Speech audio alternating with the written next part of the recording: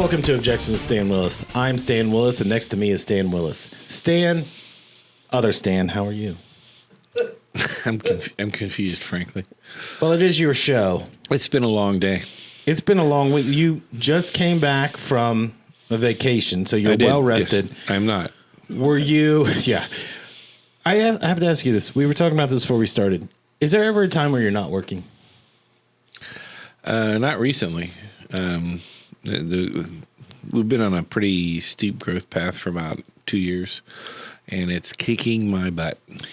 Do you wish you would have done this when you were like in your 20s or 30s versus today? I do. I wish that we had met with this success. But you know, the difference is I wouldn't have been able to handle it at that point. I know, but we were just talking about this the other day with some of the other people because we're starting some mentoring internally and some stuff like that in order to get people prepared for taking more responsibility in the greater, instead of just in the greater workings of the firm rather than just what they do. And, you know, I was reflecting and I was like, you know, if in 2011 the company had been what it is today, I would have crashed and burned. Because I've had the advantage of growing with the company, right, and learning with the increase in the size, and so there's an advantage of that. So yeah, I mean the great thing about youth is you're young and you have energy. The bad thing about youth is you don't know anything. Right. And well, let me ask you: so when people ask me about, because I'm 47, going to be 48 this year, and people will ask me about, because they see what's going on now and they're like, oh my God, this must have been just every day must be a holiday for you. And it's not, because there's a 15-year window where you're just getting your ass kicked. Right. And it's because you don't know any different. So you're learning through all that. And there's not, when you run a business, you can have a business coach, but you're paying them to talk to you once a week or twice a month. And the fact is, you make mistakes. Mistakes are costly. And the only way that you make up for a mistake that you make is work harder and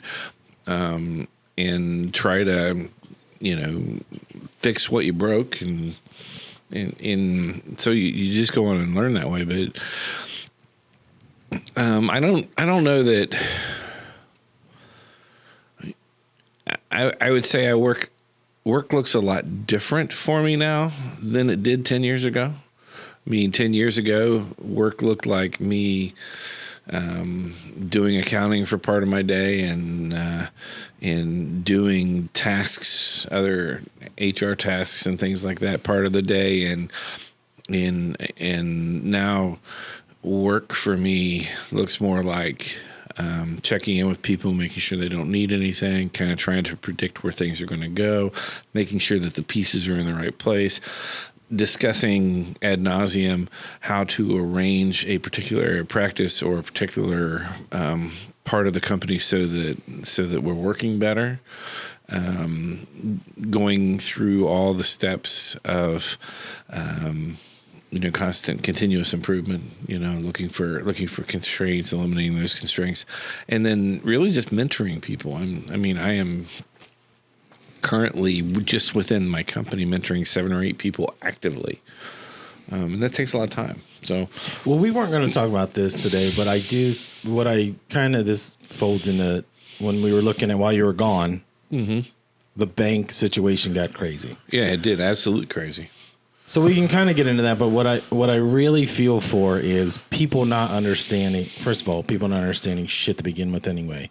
When they're looking at the banking system, there were a lot of people who had small businesses that were in that bank that had nothing to do with the fact that there was going to be a run on that bank. Right. You can kick ass for 10 years, do everything right, and something as an entrepreneur or a business owner can trip you up. Mm-hmm. When you saw that happen, because you're wearing 2 hats, right? You're the intellectual side of things, what's actually going on in the country, and then the other side is as a business owner. Mm-hmm. Which one hit you first? I'd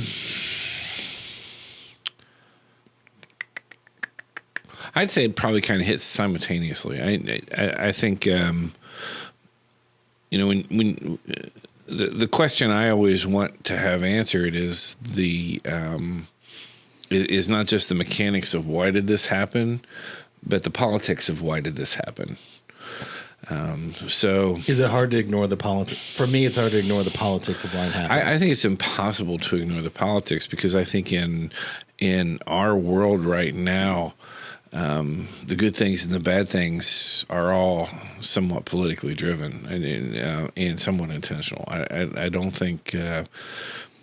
I try to understand kind of the behind the scenes things as much as possible by looking at things, just because that's what really is going to affect my business in the future. Right. And so as I'm trying to guide my future, I saw the failure of the SVB first. And so, the immediate thing is, okay, so does that mean that, any of the banks where I'm invested or any of those in trouble? We try to stay in a position where we don't have any or much uninsured deposit anywhere, so that we stay under the FDIC limit. But you need to explain for someone that's listening that doesn't know. You should touch on what that is. So deposits in banks that are federally FDIC insured, which is pretty much all of them, and most credit unions, are deposits are insured by the federal government up to $250,000, which means that if your bank fails, the Fed will pay your deposit or will guarantee your deposit up to $250,000. Now, an interesting thing happened when SVB, and then what was it? There was there's SVB, and then there was a regional bank, right? So an interesting thing happened because Yellen and Janet Yellen, who's the Treasury Department or the head of the Treasury, and also the head of the Treasury during the housing collapse. Right. Well, she and Jerome Powell met and kind of came to they kind of negotiated a settlement or an agreement that the Fed would insure all the deposits for SVB. Interestingly, the deposits for SVB that are large are overwhelmingly contributors to the Democratic Party and to liberal causes. The thing that caught me off guard the most, actually 2 weeks before, I'm reading an article about Giannis Antetokounmpo for the plays for the Bucks, and somebody had asked him about his money, and he said he has like 20 to 30 different bank accounts that all have $250,000 in it. And they said, why did you do that? Because in Greece, when the banks fell, they didn't insure any of that. So his thought was, if 10 banks go out, at least I got money in these other 10. And I thought, why would you do that? And a week later, SVB happens. But the other part I thought was funny is Roku had $487 million in a single checking account there. Oh, nice. So, again, it is who you're doing business with, who are donating to what campaigns, because I think if these failed in Florida, forget it. Just let them go. Well, I'm not sure that I'm not sure it would have. I think if these failed in Florida, you probably wouldn't have had the same reaction from the Treasury Department. But I'm not sure the Fed wouldn't have done what they did anyway. And I'll tell you why. Because is it First Republic? Was that the regional bank that failed? When First Republic failed, the Fed didn't jump in and say, we're going to guarantee those deposits. The Fed went to the big banks and they said, you know what? We need to cover those deposits, but you guys need to do it. And so J.P. Morgan, and there's a whole list of them, J.P. Morgan Chase. Bank of America, I think, was part of it. Right. And well, there's the PNC. There's the big four banks. So they put in like $5 billion each, and then like PNC and another one put in like $2.5 billion in order to prop up First Republic Bank and make sure that their deposits were guaranteed. And so it's kind of interesting because you see the Fed and the U.S. banks that are in line with the Fed's policies, you see them kind of banding together to help, make sure that the banking system is is secure. And I think in a lot of ways that's a good thing, because there are a lot of people who think that what's going to happen is the big banks are going to swallow up all the small banks, because that kind of appears to be what happens, right? But this would have been a perfect opportunity. First Republic doing that would have been a perfect opportunity for big banks like J.P. Morgan, Kent Chase, or somebody to come in and swallow that bank up and kind of screw everybody and take over all their customers. But the fact is that the big banks don't want to deal with small businesses. Right. The big banks want to deal with big businesses. But let me give you the other side of that coin, because in the week, so that run on the bank at SVB was a Friday. Right. By Sunday, the bank in New York is failing. Right. But they're closed for business anyway, so it's kind of like a blip on the radar. There was a 40% transfer from community banks and, help me out, credit unions. To the big four banks. Mm-hmm. Here's the way I look at it. The Fed said, don't worry, all the money's in there. So now you have the money to transfer to those banks. You are right that they don't want guys like us. They don't really. It's not enough to care about it. Like, they don't care, and they don't want to loan us money. Correct. That's why That's why the regional banking system exists, so that you have somebody who can deal with the smaller customers who need the money in order to build things and do things and to make payroll. Right. That was the biggest thing, is to make payroll. Right. But the other thing that, as if you know this, but the people listening might not, banks only carry 10% of the total on paper. So I was telling Nate this story one day. So I have somebody that helps me do the checks. So I just say, hey, this is the checks I need. So I don't have to, I know the numbers, but just take care of this. Mm-hmm. Well, they forgot to put the checks out. So I'm just trying to get him money, and I'm trying to run money to a station. Mm-hmm. And so I go to the bank and I said, hey, I just need to withdraw $5,000 in cash, because then I'll just make a note that I did this. And the guy goes, well, we can only give you like $2,500. And I said, no, but there's like a lot of money in there. I need to get that out to pay people. And he said, well, that's all we can do in one day. Right. Yeah, you have to make an appointment if you want to do more of that. And I said, well, why is that? And he said, we can only limit cash transactions because the bank doesn't carry that cash. Right. So what the bank does is let's just say you take $100 and you deposit it. Mm-hmm. Out of that, $10 actually is really in your account. They go out and buy treasury bonds with the rest of the $90, right? Or they loan it. Or loan it, either way. But each case, they're making 3 to 7% on it. They're long-term assets for the bank that's giving you 0.3% interest on your account.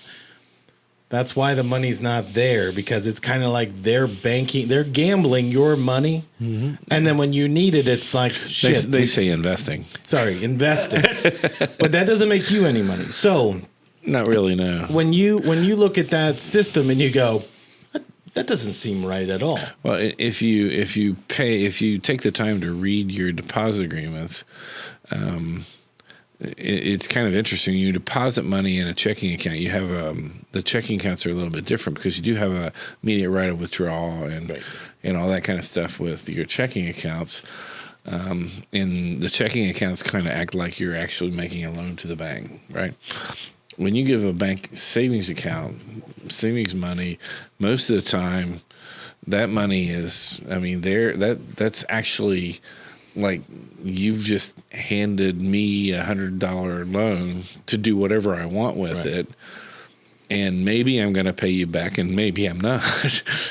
So your savings accounts are really probably more at risk than checking accounts in a typical banking world, just because it's not you don't have a guaranteed right of immediate withdrawal most of the time with a savings account like you do with a checking account. But again, things are federally guaranteed at this point, and at this point, essentially deposits are completely guaranteed, both in regional banks and big banks, up to the full amount of the deposit. And at least that's kind of the way it kind of looks like it's going to play out. So, but doesn't it concern you as a small business person that employs? You've got over 40 employees, right? I do. Yes. Okay. if things go badly, it's on you. So you didn't make the mistake at the bank or whatever, but people are counting on you. Right. That's a huge responsibility. It is a huge responsibility. And I think you should shirk that responsibility. You think I should? I think you've been too responsible, to be honest. No, I mean, you do kind of worry, but at the end of the day, you really can only worry about the things you can actually control. And I can't control what's going to happen with the banking industry, and I don't think it's wise to have enough payroll and cash at my office to be able to pay everybody if there's a run on the banks or things. So, I mean, there are some things that you just kind of have to if there's the kind of run on the banks that would shut down the entire banking system. I think the last thing everybody's going to be worried about is my payroll. Right. Well, I think the world's going to be. I mean, the fact is that there are our economy's been going kind of sideways for a few years now, and I think if you listen to what Powell has said. What Powell has said over the years, I'm going to paraphrase. So I listened to a guy named Tom Luongo, and he's very good. He's very insightful, and he says, what Powell's basically saying is that we've got a big poop sandwich, and everybody needs to take a bite. So essentially, I think in the coming months. There are going to be hardships and setbacks for everybody at every level. But doesn't that seem to fall in line with presidential politics as well? Because here's the way I'm looking at it. If I'm the Biden administration and that clown car of fiery shit, if I'm them, I'm trying to stave this off until I get a re-election campaign because they'll have time to rig those machines again. And in 2025, then I let it fall off the cliff. I just need to push this past when people are voting, and then it'll be a mess then. Because here's what I see. No matter who wins, whether it's Trump, DeSantis, Biden, whatever, on the other side is pain after that election cycle. You can only push debt so far. I think maybe I don't think that the Biden administration, in the way that the policies that they have is playing out, I don't think they're actively trying to save the economy. If they are, they're not very good at it. Right. I think there might be some other agenda. I'm not 100% sure what the other agenda The Davos agenda, you mean? It could be that. It could be the Davos agenda. I think it's the digital currency agenda. That would be the same as the Davos agenda. I'm glad we brought this up because in Canada, they've installed these cameras. I might have sent it to you. So eventually it won't be, even if you have the money, but your social, what do they call that? Your social score. Yeah, your not social. what, Your so if social you're credit speaking score. about Trudeau Right. and all that other stuff in a negative way, there's a facial ID and your thumbprint. So when you go to touch that thing, it might not open for you to be able to buy groceries. And then on top of that, have you heard of the 15-minute cities? Mm-hmm. Okay. Yeah. So Canada just passed laws for that.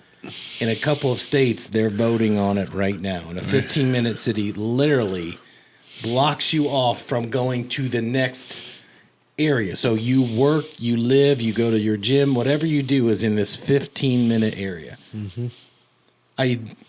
The digital currency would keep you from being able to spend money in another place. Oh yeah.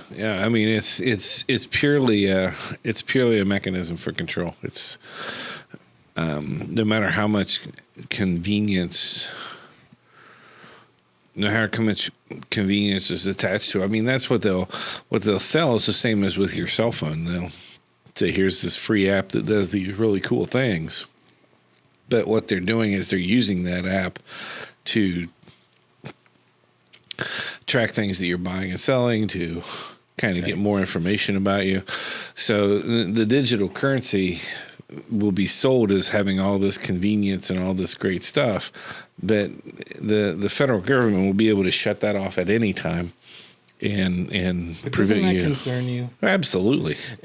I say this all the time to my sweet Mia girl who's here on the floor. I say this to anybody I'm talking to.